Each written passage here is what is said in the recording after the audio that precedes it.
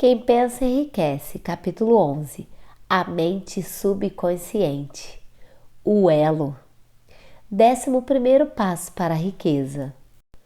A mente subconsciente consiste de um campo de consciência no qual cada impulso de pensamento que alcança a mente objetiva por intermédio de qualquer um dos 5 sentidos é classificado e registrado, e a partir do qual pensamentos podem ser resgatados ou retirados, como cartas podem ser tiradas de um arquivo.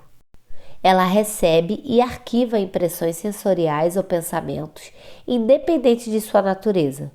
Você pode plantar voluntariamente em sua mente subconsciente qualquer plano, pensamento ou objetivo que desejar transmutar em seu equivalente físico ou monetário. O subconsciente age primeiro na dominação dos desejos que foram misturados a sentimento emocional como a fé. Considere isso em relação às instruções dadas no capítulo sobre desejo, para os 5 passos lá relacionados, e as instruções dadas no capítulo sobre construção e execução de planos, e você vai entender a importância do pensamento transmitido. A mente subconsciente trabalha dia e noite, por meio de um método de procedimento desconhecido pelo homem. A mente subconsciente recorre às forças da inteligência infinita para obter o poder com que transmuta voluntariamente os desejos do indivíduo em seu equivalente físico, usando sempre o meio mais prático para alcançar esse fim. Você não pode controlar inteiramente sua mente subconsciente, mas pode entregar a ela voluntariamente qualquer plano, desejo ou objetivo que queira transformar na forma concreta. No capítulo sobre autossugestão, leia novamente as instruções para usar a mente subconsciente. Há muita evidência para sustentar a crença de que a mente subconsciente é o elo entre a mente finita do homem e a inteligência infinita. Ela é o intermediário pelo qual se pode recorrer às forças da inteligência infinita voluntariamente. Só ela contém o processo secreto pelo qual impulsos mentais são modificados e transformados em seu equivalente espiritual. Só ela é o meio pelo qual a oração pode ser transmitida à força capaz de responder à prece. As possibilidades de esforço criativo relacionadas com a mente subconsciente são estupendas e imponderáveis. São admiráveis. Nunca abordei o assunto mente subconsciente sem um sentimento de pequenez e inferioridade, devido talvez ao fato de todo o estoque de conhecimento do homem sobre esse assunto ser tão lamentavelmente limitado. O simples fato de a mente subconsciente ser o meio de comunicação entre a mente pensante do homem e a inteligência infinita é, em si mesmo, um pensamento que quase paralisa a razão. Depois que você aceitar como realidade a existência da mente subconsciente e entender suas possibilidades como um meio de transmutação de seus desejos em seu equivalente físico ou monetário, vai compreender plenamente toda a importância das instruções dadas no capítulo sobre desejo. Você também vai entender por que tem sido repetidamente alertado sobre deixar claros seus desejos e reduzi-los a um texto. Também vai entender a necessidade da persistência ao pôr em prática as instruções. Os 13 princípios são os estímulos com os quais você adquire a capacidade de acessar e influenciar a mente subconsciente. Não desanime se não conseguir na primeira tentativa. Lembre-se de que a mente subconsciente pode ser voluntariamente dirigida apenas pelo hábito, sob as orientações dadas no capítulo sobre fé. Você ainda não teve tempo para dominar a fé. Seja paciente, seja persistente. Muitas afirmações feitas no capítulo sobre fé e autossugestão serão repetidas aqui, para o benefício da sua mente subconsciente. Lembre-se, a mente subconsciente funciona voluntariamente, com ou sem seu esforço para influenciá-la. Isso naturalmente sugere que pensamentos de medo e pobreza e todos os pensamentos negativos servem como estímulos para sua mente subconsciente, a menos que você domine esses impulsos e dê a ela alimento mais saudável. A mente subconsciente não fica parada. Se você não planta desejos em sua mente subconsciente, ela se alimenta dos pensamentos que chegam nela como resultado de sua negligência. Já explicamos que impulsos de pensamentos, tanto os negativos quanto os positivos, chegam à mente subconsciente continuamente a partir das 4 fontes mencionadas no capítulo sobre transmutação sexual. Por enquanto, é suficiente que você lembre que está vivendo diariamente no meio de todo tipo de impulsos de pensamento que chegam à mente subconsciente sem seu conhecimento. Alguns desses impulsos são negativos, outros positivos.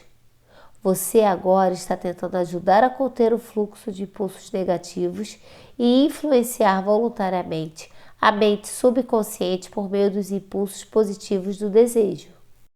Quando conseguir, você vai ter a chave que destranca a porta para a mente subconsciente. Além disso, vai controlar essa porta tão completamente que nenhum pensamento indesejável vai poder influenciar sua mente subconsciente. Tudo que o homem cria começa na forma de um impulso de pensamento. O homem não pode criar nada que não conceba primeiro em pensamento. Com a ajuda da imaginação, impulsos de pensamento podem ser reunidos e formar planos. A imaginação, quando controlada, pode ser usada para a criação de planos de objetivos que levam ao sucesso na ocupação que se escolheu.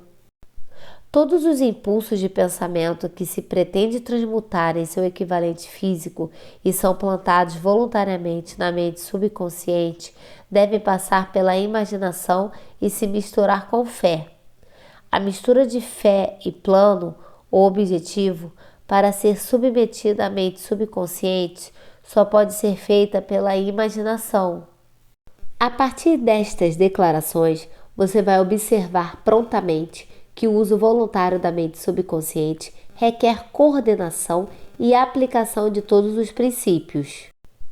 Ella Wilcox deu provas de sua compreensão do poder da mente subconsciente quando escreveu: Nunca se sabe o que fará um pensamento, se trará ódio ou amor, pois pensamentos são coisas e suas asas leves são mais rápidas que as de um pássaro voador. Eles seguem as leis do universo. Cada coisa cria seu semelhante e correm sobre os trilhos para trazer de volta tudo que saiu de sua cabeça pensante. A senhora Wilcox entendeu a verdade, que pensamentos que saem da cabeça de alguém também se enraizam profundamente na mente subconsciente, onde servem como um ímã, padrão ou planta, com que a mente subconsciente é influenciada enquanto os traduz em seu equivalente físico. Pensamentos são realmente coisas, simplesmente porque toda coisa material começa na forma de energia de pensamento. A mente subconsciente é mais suscetível à influência por impulsos de pensamento misturados a sentimento ou emoção do que por aqueles que se originam somente da porção racional da mente.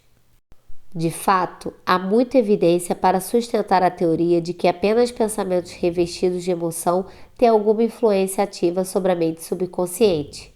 Sabe-se bem que emoção ou sentimentos comandam a maioria das pessoas. Se é verdade que a mente subconsciente responde mais depressa, é influenciada mais prontamente por impulsos de pensamentos que são misturados com emoção, é essencial conhecer a mais importante das emoções. Há 7 principais emoções positivas e 7 principais emoções negativas. As negativas se injetam voluntariamente nos impulsos de pensamento que asseguram a passagem para o interior da mente subconsciente. As positivas precisam ser injetadas por meio do princípio da autossugestão nos impulsos de pensamento que o indivíduo deseja transmitir à mente subconsciente. As instruções foram dadas no capítulo sobre autossugestão. Essas emoções ou impulsos de sentimento podem ser comparadas ao fermento do pão, porque constitui um elemento da ação que transforma impulsos de pensamento do estado passivo ao ativo.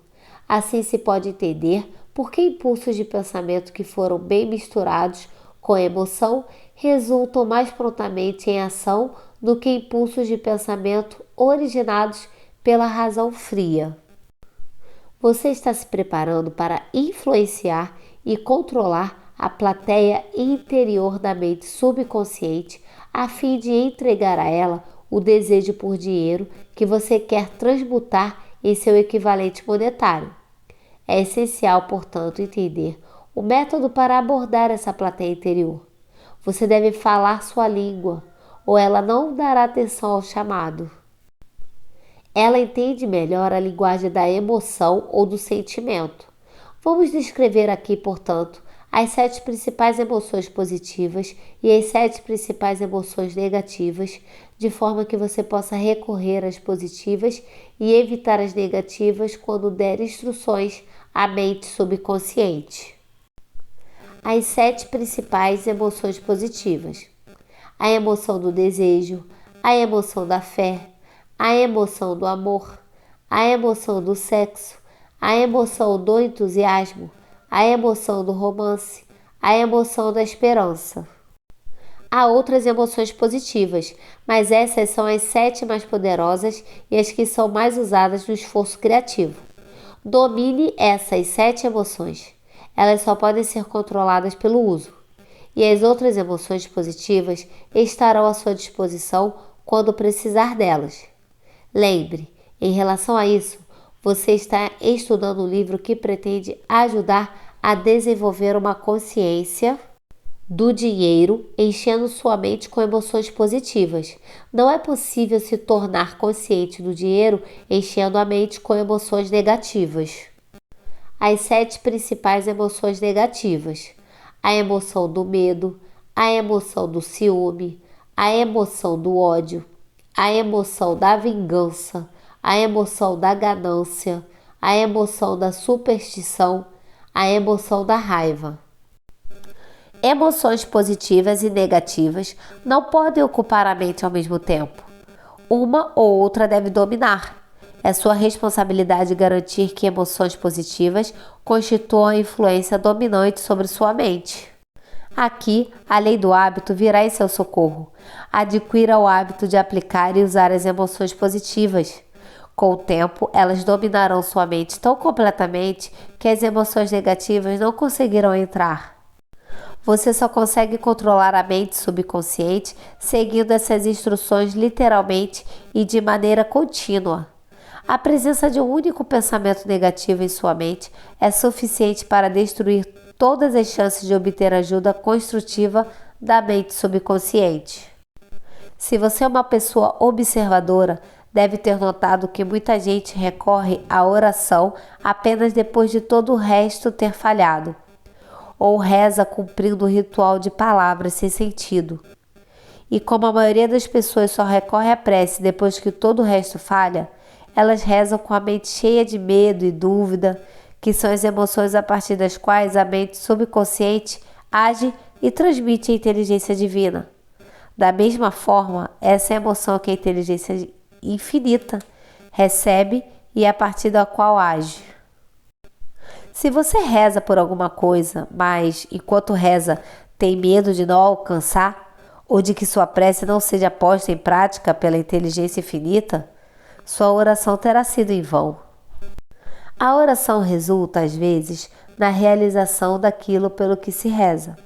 Se você já teve a experiência de ser atendido em sua oração, recorra à memória e lembre seu real estado mental enquanto fazia essa prece, e saberá com certeza que a teoria aqui descrita é mais que uma teoria.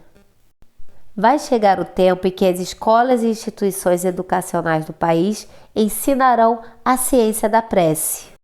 Além disso, a oração então poderá ser e será reduzida a uma ciência. Quando esse tempo chegar, ele virá assim que a humanidade estiver preparada para exigi-lo. Ninguém abordará a mente universal em estado de medo, simplesmente porque não haverá emoção do medo. Ignorância, superstição e falsos ensinamentos terão desaparecido, e o homem terá alcançado seu verdadeiro status de filho da inteligência infinita. Alguns já alcançaram essa bênção. Se você acredita que essa profecia é absurda, dê uma olhada na raça humana no passado. Há menos de 100 anos, os homens acreditavam que o relâmpago era a evidência da ira de Deus e tinham medo dele. Agora, graças ao poder da fé, os homens dominaram o relâmpago e o fizeram girar as engrenagens da indústria. Há muito menos de 100 anos, os homens acreditavam que o espaço entre planetas era só um grande vácuo, uma extensão de nada morto.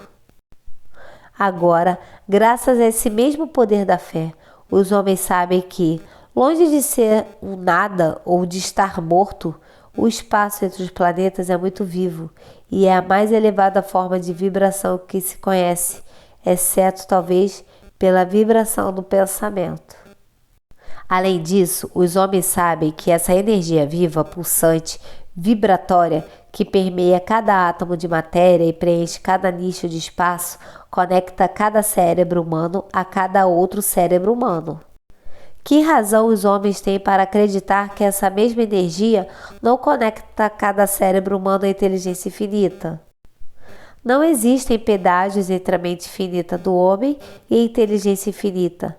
A comunicação não custa mais que paciência, fé, persistência, compreensão e um desejo sincero de se comunicar. Além disso, a abordagem só pode ser feita pelo próprio indivíduo. Rezadores pagos são inúteis. A inteligência infinita não faz negócios com procuradores. Ou você a aborda diretamente, ou não se comunica. Você pode comprar livros de oração e repeti-las até seu último dia sem nenhum resultado. Os pensamentos que você quer comunicar à inteligência infinita devem passar por transformação, como a que só pode acontecer na mente subconsciente. O método pelo qual você pode se comunicar com a inteligência infinita é muito semelhante àquele pelo qual a vibração do som é comunicada pelo rádio. Se você entende o princípio de funcionamento do rádio, sabe, é claro, que o som não pode ser comunicado pelo éter até que seja intensificado ou transformado em um padrão de vibração que o indivíduo humano não é capaz de detectar. A estação de transmissão de rádio capta o som da voz humana e o embaralha ou modifica, intensificando a vibração milhões de vezes. Só assim a vibração do som pode ser comunicada pelo éter. Depois que essa transformação é feita, o éter capta a energia que estava originalmente na forma de vibrações de som, leva essa energia para as estações receptoras de rádio e essas estações receptoras reduzem essa energia de volta ao seu padrão original de vibração, de forma que ela seja reorganizada como som. A mente subconsciente é o intermediário que traduz as orações do indivíduo em termos que a inteligência infinita consegue reconhecer, apresenta a mensagem e leva a resposta de volta na forma de um plano definido ou ideia para obter o objeto da prece. Entenda esse princípio e você saberá por que meras palavras lidas de um livro de orações não podem servir e nunca servirão como agente de comunicação entre a mente do homem e a inteligência infinita. Antes de sua prece chegar à inteligência infinita, uma afirmação que faz parte apenas da teoria do autor, ela provavelmente é transformada de sua vibração de pensamento original em termos de vibração espiritual. A fé é o único agente conhecido que dá aos seus pensamentos uma natureza espiritual. Fé e medo são péssimos companheiros. Onde um se encontra, o outro não pode existir.